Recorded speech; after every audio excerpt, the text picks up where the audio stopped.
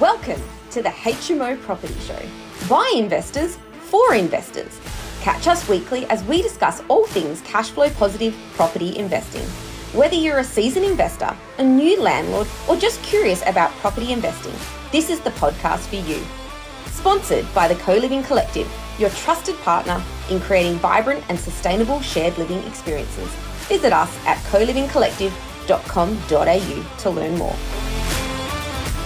Welcome back to the HMO Property Show and your new edition of Quote Vault. Today's quote is from Jim Kwik. If you want to win the day, you have to win the first hour.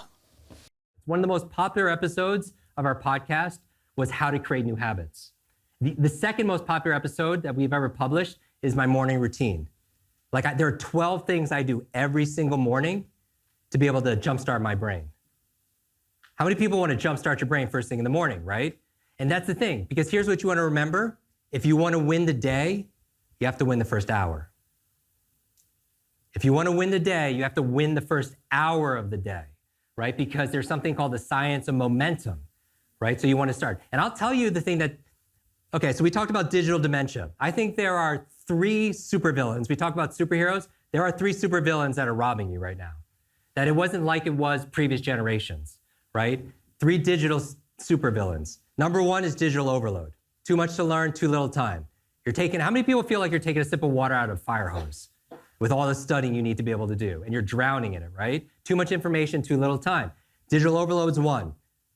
Digital dementia, we already talked about. That's the idea where we're outsourcing our brains to our smart devices, and our brains are basically making us stupid.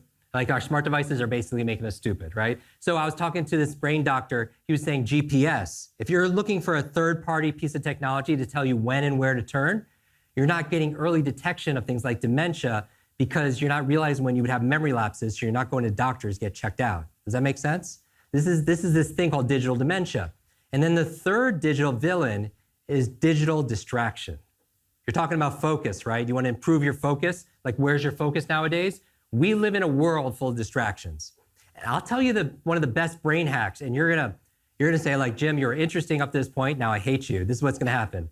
But as your coach, as your brain coach, because people have they have a voice coach, they have a business coach, a personal trainer. I wanna be your brain coach, right? The worst habit you could have is to pick up your phone the first hour of the day. Raise your hand if you pick up your phone the first hour of the day. Look around. It is the worst habit you could have when it comes to high performance. Let me tell you why, okay? The most successful people in the world, they have a to-do list. Yes? All the things you need to be able to do and accomplish. The people who are the elite, the 10% of those people, I noticed, they also have a not to-do list, all right? It's even more important. Even that list sometimes is even bigger than their to-do list, right? Because they are very clear of things they will not do because it wastes energy, it wastes focus, it wastes, one of the things on that list? Multitasking. How many people like to multitask? Do multiple things at once? Now, in actuality, all the research is absolutely clear. There is no such thing as multitasking. Multitasking does not work. Now, you could walk and chew gum and have a conversation. I'm talking about doing 2 cognitive activities, all right? Because in actuality, you're not multitasking. In actuality, the correct term is task switching. You're going from one task to another. But you're getting this novelty dopamine fix, and you feel like you're getting stimulated, and the novelty, and you feel like you're being more productive, but you're being busy. Because here's what happens. Every single time you switch from one activity to another, it takes anywhere from 5 minutes to 20 minutes to reset your focus and your flow. Does that make sense? They do these studies with doctors and surgeons. They found that when they multitask, actually increases the rate of error rate. So they're making more mistakes. So not only are you wasting time, but you're making more errors also on top of it. So multitasking is on that not to-do list. But the other thing on that list, when you put this on the list, you'll see big, big changes, I promise you, is not pick up your phone the first hour of the day. Now, I'll tell you why. Is because we are rewiring our brains to be distracted. I'll tell you the 2 things that we're rewiring our brains when you pick up the phone first thing in the morning. You're training your brain to be distracted. Right? Like we interviewed Dr. BJ Fogg at Stanford University, who runs the Influence Lab. One of his students actually co-founded Instagram. So that's all about habits and making things addictive, right? Now think about it, opening up Instagram 150 times a day. right? And if you're not doing it 150 times a day, somebody's doing it a lot more, right? Which is really scary. But that's addictive, right? Because every time you see a like, a share, a comment, you get this dopamine rush, and that runs along the pathways of your motivation and your learning. So you're literally learning to be motivated by being triggered like that. So if that's the first thing you're picking up in the morning, shares, comments, likes, cat videos, or whatever it is, then your attention is being pulled everywhere, and you're training your brain to be distracted, and you wonder why you can't concentrate. You see this on Facebook all the time, that our attention span is less than a goldfish right now. That's what they're saying. The goldfish is 9 seconds, and our attention human span is about, on average, 8 seconds. After 8 seconds, our attention goes somewhere else.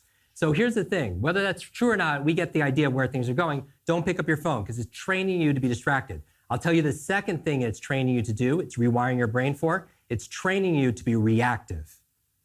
Right? Not just distracted, it's training you to be reactive. Meaning, how many entrepreneurs or future entrepreneurs are in the room? Raise your hand, founders.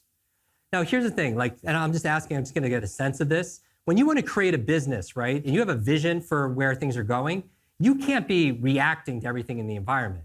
Because what you're doing is, when you wake up first thing in the morning, you cycle through brainwave states. And I'm not gonna go through all of them, but basically, right now, everybody here is in beta. That's the awake state. Delta is when you're asleep. In between are two critical states. One is called theta, and one is called alpha. Theta is the state of creativity. So when Einstein was doing all these thought experiments, he would flow in and out of the state right above sleep, right? He would actually be in his rocking chair at Princeton holding a rock in his hand, and he would do these thought experiments, visualizing himself on a beam of light. And luckily he has the left brain, science and be able to math and formulas to be able to turn it into something. But he did this right brain's creativity, these thought experiments. But why would he hold the rock? Why would he hold a rock? Because if he fell asleep, he would what? He would drop it and wake up because he didn't want to go to delta. Does that make sense? So he wanted to stay in theta. So theta is the state of creativity. You know what puts you in theta? Showers. When you take a shower, how many people when you're taking a shower, you come up with all these ideas in your mind, right? You get inspired. You come up with, it's always when you can't write stuff down, right? Come up with all these ideas, and that's when you're brilliant, right? I actually took 6 showers before I got here today just to be on for you guys. So here's the thing, showers put you in a theta state, but that alpha state between theta and beta is the state they call relaxed awareness. Relaxed awareness. This is the state where you just absorb information. It's a hypnotic state that you're in when you meditate. This is the state that you're in of high performance a lot when you get into the zone. For example, have you ever been talking to somebody who's watching television and they're in a trance? They're watching sports or they're watching whatever their favorite show is, and they honestly don't hear you.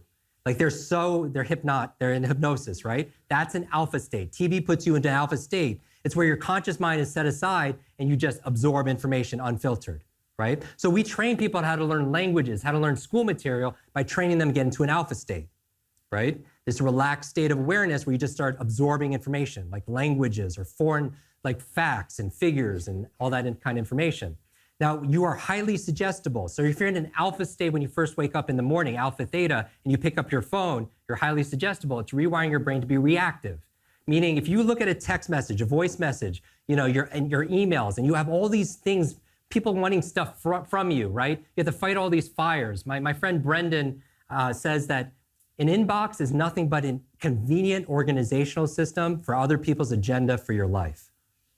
Yeah, that hits home, right? So why on earth, if you're a visionary, right, you want to create your day, you want to win the day, why would you look at everybody else's agenda, all the fires you need to fight, and go be in reactive mode? How are you going to be proactive, right? So what I do is I have 3 things that I need to do every single day, personally, and 3 things I need to do professionally, and that's it, right? Because I look at my to-do list. How many people are familiar with Pareto's principle? Oh, wow. Okay, so this is the 80-20 rule. So how many people are familiar with 80-20 rule, right? 20% of your efforts yield you 80% of the rewards. Now, this has been proven across the board in health, in marketing, in business. 20% of your customers give you 80% of the income, right? 20% of your customers also get 80% of the headaches, right? So you're always top grading, right? Your employees and so on.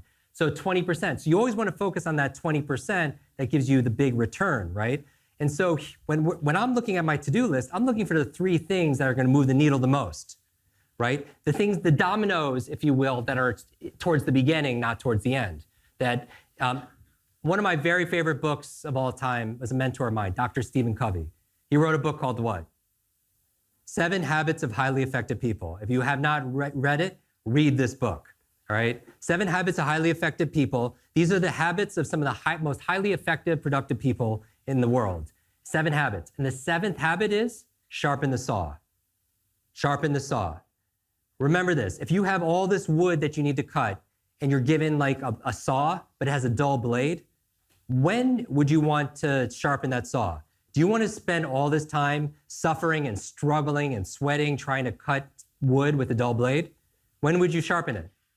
In the beginning, right? Right? So they say that the best time to plant a tree is 20 years ago. The second best time to plant a tree is when? Today, right now.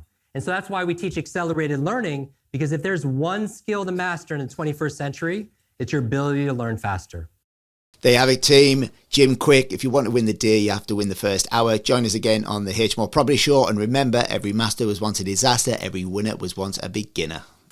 Thanks for watching. Make sure you tune in the same time next week so you can stay up to date with all cash flow positive property updates.